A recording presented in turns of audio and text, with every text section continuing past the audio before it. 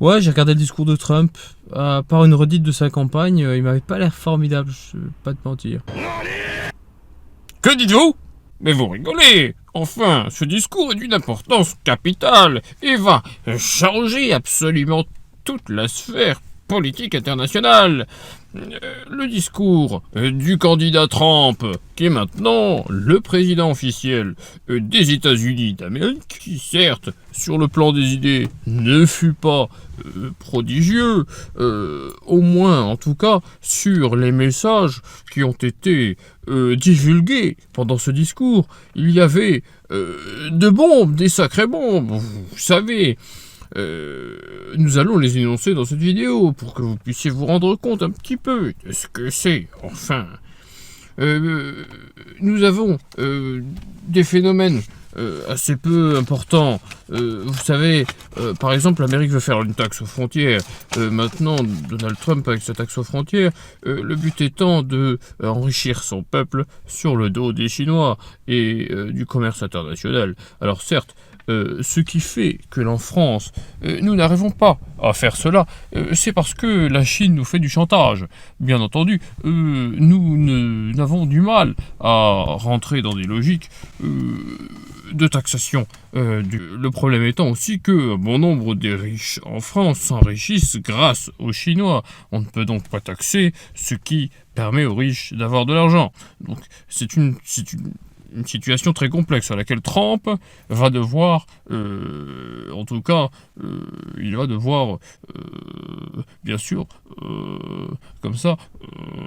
Donc, ensuite, nous avons le canal du Panama, mais nous avons plus ou moins rien à carrer. Tout ce que l'on peut dire, c'est que Trump a le seum. Voilà. Il aurait voulu que cette, certes, très bel outil de commerce reste à sa disposition, ce qui n'est plus le cas. Vous inquiétez pas, il va trouver des choses à faire. Là-dessus, je pense qu'il va être très violent. Maintenant, protéger, enrichir le pays, l'armée américaine qui appartient aux Américains. Alors ça, c'est un point de son discours qui est assez intéressant, puisque l'armée américaine, effectivement, serait en fait un message caché envoyé envers l'Ukraine. Ce qui en fait voudrait dire peut-être l'Europe, allez vous battre en Ukraine pour moi, et moi, je n'ai rien à foutre de votre gueule. Attention, effectivement, si cela est le message, alors... Donc dans la folie des grandeurs américaines, effectivement, ils vont jusqu'à dire qu'ils veulent poser les pieds sur Mars. Encore faudrait-il qu'ils aient posé les pieds sur la Lune. N'oublions pas que le voyage spatial est très complexe et bien entendu la Chine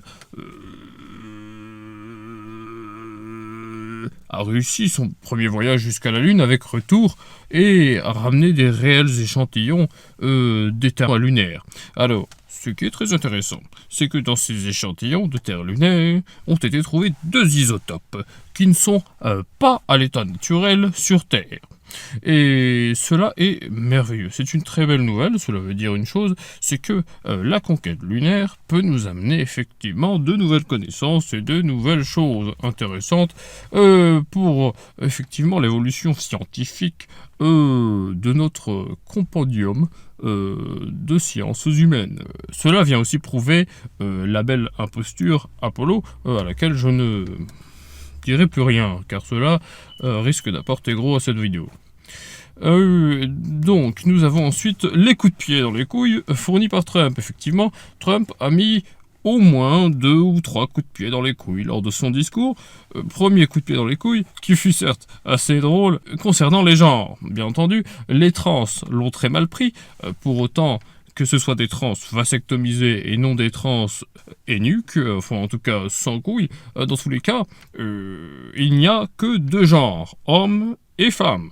Voilà, que Trump a profité de son discours pour dire ça. Ce qui, certes, fut assez drôle. Dans tous les cas, l'autre coup de pied dans les couilles, cette fois-ci, fourni à la terre entière, qui est le drill. They want to drill. They want to faire des trous, toujours des petits trous. Cela veut dire aller chercher le pétrole, et particulièrement le gaz de schiste, du gaz et du pétrole, du gaz liquide aussi, sous les terres américaines, que ce soit des terres ou bien des mers. Bien entendu, cela peut apporter gros effectivement à l'Amérique, à condition qu'ils fournissent les aides. Pour en tout cas les salaires et les aides intéressants pour travailler sur ce genre de plateforme. Donc ça c'est une bonne stratégie d'un point de vue économique, car une stratégie qui amène de l'industrialisation du pays et donc un véritable PIB, et non pas un PIB fantôme comme par exemple l'installation de panneaux solaires en France, ou de pompes à chaleur bien entendu. Voilà 2 bons coups de pied dans les couilles, alors et bien entendu nous avons... Oui, mais pensez-vous vraiment que Trump va réussir à faire tout ce qu'il est en train de dire ? Est-ce qu'il peut mettre en œuvre une telle politique ? Eh bien, c'est une très bonne question en fait, parce que durant tout son discours, d'un point de vue magie de manifestation, Trump a été très mauvais. En tout cas, il a parlé comme un bon politicien, avec des I will, avec des nous allons rêver ensemble de ci, de ça, vous me retiendrez comme un agent de la paix, etc.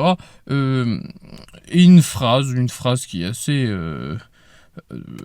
étonnante. L'impossible, c'est ce que nous faisons de mieux en Amérique. Eh bien écoutez, moi quand j'ai entendu cette phrase, j'ai beaucoup rigolé. Donc effectivement, si l'on veut vraiment agir et faire en sorte que les choses se passent, il faut déjà s'identifier à ces choses et employer le verbe être. Mais malheureusement, nous n'allons pas plier comme ça, nous n'allons pas être intimidés, nous n'allons pas ci, pas ça, pas etc. Ce genre de tournure de phrase, en fait, indique que dans le présent, ils le sont. Ce n'est pas bon du tout, effectivement, d'un point de vue manifestation, ce discours était loupé.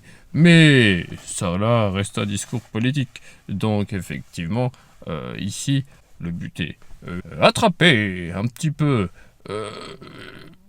la possibilité des humains à vivre dans une fiction. Donc le but est d'entretenir une fiction. C'est pour ça qu'il y a le vocabulaire du rêve et du nous allons, oh, qu'est-ce que ça titille, l'espace du cerveau qui attend une récompense, ça. Nous allons reconquérir le monde. Oh, c'est l'âge d'or de l'Amérique.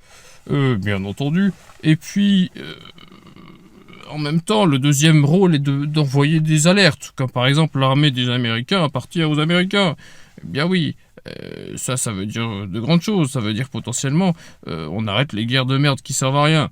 Est-ce à dire que la stratégie guerrière de l'Amérique va être strictement économique dorénavant, avec une volonté de reprendre une place de numéro 1 économique qui est effectivement bel et bien perdue maintenant à cause de la Chine principalement. Donc, ce discours va changer beaucoup de choses. Effectivement, nous avons vu le patron de Facebook qui a complètement retourné sa veste, qui a suivi comme une girouette la nouvelle politique de Trump. Effectivement, parce que Trump, là d'ailleurs, en fait, Facebook avait censuré Donald Trump il y a quelques années, et du coup... Ce qu'a fait Donald Trump, c'est qu'il a immédiatement contacté Mark Zuckerberg pour lui dire effectivement, tu me censures, oui, mais maintenant c'est moi qui suis président, donc peut-être que tu vas virer de mon pays ou quelque chose comme ça. Dans tous les cas, le chantage fut assez puissant pour que Mark Zuckerberg force un revirement net, clair, net et précis de sa politique, allant jusqu'à virer apparemment, si ce que j'ai entendu est vrai, des membres de son équipe, et particulièrement les membres qui étaient chargés de la censure. La censure à but de transgenre et LGBT et des ethnies soi-disant minoritaires, bien entendu, puisque quand on... minoritaires, bien entendu. Donc effectivement, ce discours de Trump a le don de pouvoir changer beaucoup de choses, puisque maintenant, combien d'entre eux vont devoir se calquer sur cette nouvelle politique qui se promet d'être, certes, assez internationale. Merci d'avoir écouté, je vous souhaite et bonne année, certes.